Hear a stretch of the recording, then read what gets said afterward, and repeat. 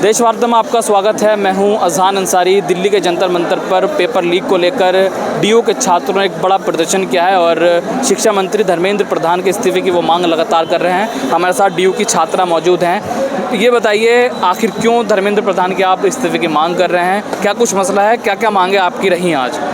देखिए, सबसे पहली बात तो हमें ये देखना होगा, हम काफ़ी अगर महीनों से नोटिस करें, महीनों के अब तो सालों हो गए, पेपर लीक की घटनाएं कम होने के बजाय तो बढ़ती जा रही हैं। उसके बाद हम देखते हैं सरकार की तरफ से इनमें इतनी शर्म नहीं है, ये सदन में बैठकर बोलते हैं पेपर लीक जैसे तो कुछ हुआ ही नहीं। और ये सब जो जस्टिफिकेशंस आ रहे हैं, इनको हम देखते हैं पूरा सीरियसनेस एजुकेशन से चला गया है। एजुकेशन का जो बजट है वो रोज़ कम होता जा रहा है साल दर साल। मतलब जो कहते हैं युवा जो भविष्य है देश का, उसको पढ़ाएंगे नहीं लिखाएंगे नहीं तो क्या होने वाला है? तो ये बजट जो पैसा है वो कहाँ जा रहा है? पेपर लीक हो क्यों रहा है? इतना करप्शन क्यों हो रहा है? ऐसे मिनिस्टर को तो पहले इतना, अभी तक तो उस मिनिस्टर को वो बोल ऐसे रहे हैं, उनको तो नैतिकता तो छोड़िए, अब तो पानी सर से इतना ऊपर जा चुका है, उनको कब का इस्तीफा दे देना चाहिए था। तो स्टूडेंट्स जो यहाँ इतना जुड़े हैं वो यही कह रहे हैं कि हमारी एजुकेशन हमारे भविष्य के साथ खिलवाड़ ना हो, इस देश के साथ खिलवाड़ ना हो और इस्तीफा दिया जाए।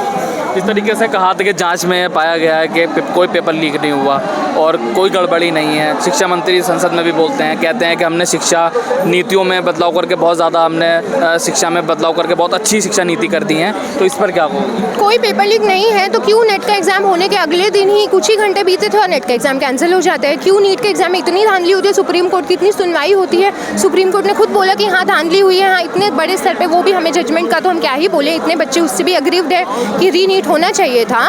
क्यों इतने आए दिन ये CUET का एग्ज़ाम है, इतना लेट उसका रिजल्ट आता है, इतनी धांधलेबाजी। हम भी डीयू में हैं, मैंने जब लॉ फैकल्टी का एग्ज़ाम दिया था खुद इतनी धांधलेबाजी हुई थी, कट ऑफ स्काई रॉकेट हो गई थी सडनली। दिल्ली के लोग हिमाचल जा के एग्ज़ाम दे रहे थे। तो ये तो हमें पता है ना रियलिटी, क्योंकि हम लोग दे रहे हैं एग्ज़ाम्स। तो ये लोग तो कुछ भी बोले, इनका क्या है बोले। आपने कहा कि शिक्षा का केंद्रीकरण हो रहा है, तो केंद्रीकरण किस तरीके से हो रहा है, ज़रा ये भी ज़रा समझा दीजिए।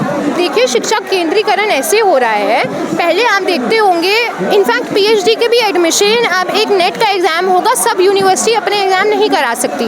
पहले DUET होता था, अपने JNU के अपने एग्ज़ाम्स होते थे, अब एक सेंट्रलाइज एग्ज़ाम हो गया है। चाहे वो कोई पिछड़े गांव में बच्चा बैठा हो वो भी वही एग्ज़ाम दे, यहाँ अर्बन नेशन में बैठा है वो भी वही एग्ज़ाम दे। तो जो सेंट्रलाइज सिस्टम हो गया है वो it's not a level playing field. India में अलग अलग तरीके के लोग रहते हैं, कैसे आप एक ऑनलाइन पूरा सेंट्रलाइज सिस्टम में आ सकते हैं ना? बिल्कुल, देखिए जिस तरीके से डीयू के छात्रों ने बड़े पैमाने पर प्रदर्शन किया और लगातार अपनी मांग रख रहे हैं, केंद्र सरकार से कह रहे हैं कि उनकी मांगों को मांगा जाए, वरना बड़े पैमाने पर विरोध प्रदर्शन होगा। फिलहाल देशवार्ता में अजहान अंसारी को दीजिए इजाज़त। जय हिंद, जय भारत।